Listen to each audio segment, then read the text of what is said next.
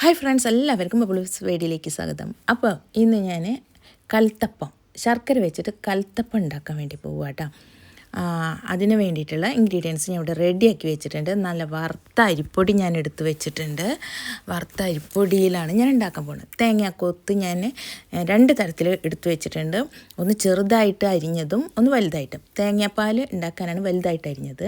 പിന്നെ കുറച്ച് ജീരകം, 3 ഏലക്ക, ചുക്കുപൊടി, ഇത്തരം സാധനങ്ങൾ നമുക്ക് ആവശ്യമുണ്ട് കൽത്തപ്പം ഉണ്ടാക്കാൻ വേണ്ടിയിട്ട്. പിന്നെ ശർക്കര ഞാൻ ഉരുക്കിയിട്ട് ഇവിടെ റെഡിയാക്കി വെച്ചിട്ടുണ്ട്. പാകത്തിന് മധുരം ഞങ്ങൾക്ക് ആവശ്യമായ പാകത്തിന് ഞാനിവിടെ ഉരുക്കിയെടുത്ത് വെച്ചിട്ടുണ്ട്. എന്നിട്ട് നന്നായിട്ട് ഉരുക്കി കിട്ടണം. ഇളം ചൂടിലാവുമ്പോഴാണ് നമ്മൾ ഈ മിക്സിലേക്ക് ഇതൊക്കെ ഒഴിച്ചു കൊടുക്കുക, ശർക്കര പാനി കേട്ടോ.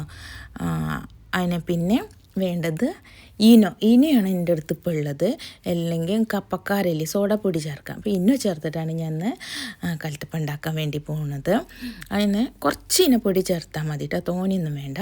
അപ്പോൾ ഞാൻ ഒരു മിക്സിയിൽ ജാർ എടുത്തിട്ടുണ്ട്. അതിലേക്ക് തേങ്ങാപ്പാൽ എടുക്കാൻ വേണ്ടി തേങ്ങ നുറുക്കി വെച്ചിട്ടുള്ള ഇട്ട് കൊടുക്കുകയാണ്.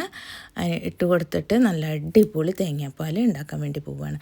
ഇതിലേക്കും നമ്മുടെ ജീരകവും ചുക്കും ഇതൊക്കെ ഇട്ടിട്ട് വേണം അരച്ചിട്ട് എടുക്കാൻ വേണ്ടിയിട്ട്. ഏലക്കയൊക്കെ ഇട്ടിട്ട് വേണം അരച്ച് എടുത്ത് പേസ്റ്റ് രൂപത്തിൽ തേങ്ങാപ്പാൽ പിഴിഞ്ഞെടുക്കാൻ വേണ്ടിയിട്ട് എടുത്തില്ല കേട്ടോ. അപ്പോൾ ഞാനിത് ഒന്ന് ക്രഷ് ചെയ്തിട്ട് തേങ്ങ എടുത്തിട്ടുണ്ട്. അതിന് ശേഷം ഏലക്കായും ജീരകവും ചുക്കുപൊടി ഇതൊക്കെ ഇട്ട് കൊടുത്തിട്ട് നന്നായിട്ട് അരച്ചെടുത്ത് തേങ്ങാപ്പാൽ എടുത്ത് വയ്ക്കാൻ പോവുകയാണേ. അതിനിവിടെ തേങ്ങാപ്പാൽ ഇവിടെ റെഡി ആയിട്ടുണ്ട്. അത് ഒരു 1/2 കപ്പ് തേങ്ങാപ്പാലേ ഉള്ളൂ. 1/2 കപ്പ് എന്ന് പറഞ്ഞാൽ നമ്മൾ ടീ കുടിക്കുന്ന കപ്പിൽ 1/2 കപ്പ് ഉള്ളൂ, തോനെയൊന്നുമില്ല. പിന്നെ 1 കപ്പ് നമ്മുടെ അരിപ്പൊടി എടുത്തിട്ടുണ്ട് വറുത്തത്. പിന്നെ തേങ്ങ ഞാൻ വറുക്കാൻ നിന്നില്ല, അങ്ങനെ തന്നെ ഇട്ടാൽ മതി. അപ്പോൾ അച്ഛനെ അമ്മ പറഞ്ഞു അങ്ങനെ ഇട്ടാൽ മതി. അപ്പോൾ ഞാൻ അങ്ങനെ ഇട്ടും. പിന്നെ ചുക്കുപൊടി ഇട്ട് നുള്ളു ചുക്കുപൊടി കൂടി ഇട്ട് കൊടുത്ത് പിന്നെ നമ്മുടെ ശർക്കര ഉരുക്കി വെച്ചിരിക്കുന്നത് അതും ഒഴിച്ച് കൊടുത്തിട്ട് നന്നായിട്ട് കൈ വെച്ചിട്ട് ഇത് മിക്സ് ആക്കണം. കുറച്ച് തേങ്ങാപ്പാലും കൂടി ഇതിലേക്ക് വേണമെങ്കിൽ ഈ ടൈമിൽ ഒഴിച്ച് കൊടുക്കുക, അല്ലെങ്കിൽ ഇത് മിക്സ് ആക്കിയിട്ട് നമ്മൾ കുറച്ച് ചേർത്തിട്ട് ഇങ്ങനെയാണ് നിങ്ങളുടെ സൗകര്യം പോലെ ചെയ്യുക. അപ്പോൾ ഞാൻ കുറച്ച് തേങ്ങാപ്പാൽ ഒഴിച്ചിട്ട് ശർക്കരയും ഇതൊക്കെ കൂടിയിട്ട് നന്നായിട്ട് മിക്സാക്കി കൈ വെച്ചിട്ട് തന്നെ നന്നായിട്ട് കട്ടകൾ ഉടച്ച് നന്നായി മിക്സ് ആക്കിയിട്ട് എടുക്കുക കേട്ടോ. കട്ടകളൊന്നും പാടില്ല. അങ്ങനെ കുറച്ച് തേങ്ങാപ്പാൽ ഒഴിച്ചിട്ട് ഞാൻ മിക്സാക്കിയിട്ട് എടുത്തിട്ടുണ്ട്.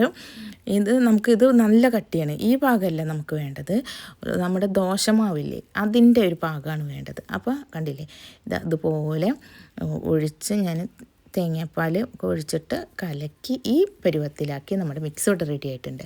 അപ്പോൾ കുക്കർ അടുപ്പത്ത് വയ്ക്കും. ഈ സമയത്ത് നമ്മൾ കുക്കർ അടുപ്പത്ത് വെച്ച് ചൂടാവാൻ വയ്ക്കും. അതിലേക്ക് നിങ്ങൾക്ക് ഇഷ്ടമുള്ളത് നെയ്യാണെങ്കിൽ നെയ്യ് ചേർക്കാം, വെളിച്ചെണ്ണയാണെങ്കിൽ വെളിച്ചെണ്ണ ചേർക്കാം. അങ്ങനെ അപ്പോൾ ചൂടായപ്പോൾ അതിൽ ഞാൻ കുറച്ച് വെളിച്ചെണ്ണ ചേർത്തിട്ടാണ് ഇതിൽ ഉണ്ടാക്കാൻ വേണ്ടി പോണത് കേട്ടോ. ഈ പാത്രം നന്നായി ചൂടായി വന്നിട്ടുണ്ട്. അപ്പോൾ ഞാനിവിടെ റെഡിയാക്കി വെച്ച മിക്സിലേക്ക് കുറച്ച് ഈനോ ഇട്ട് കൊടുത്ത് കുറച്ച് ഈന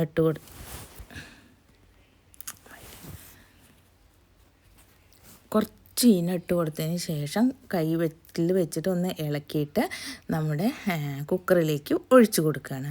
മെല്ലെ ഒഴിച്ചു കൊടുത്തിട്ട് ഒരു 2 മിനിറ്റ് കഴിയുമ്പോൾ അരികിങ്ങനെ വരും.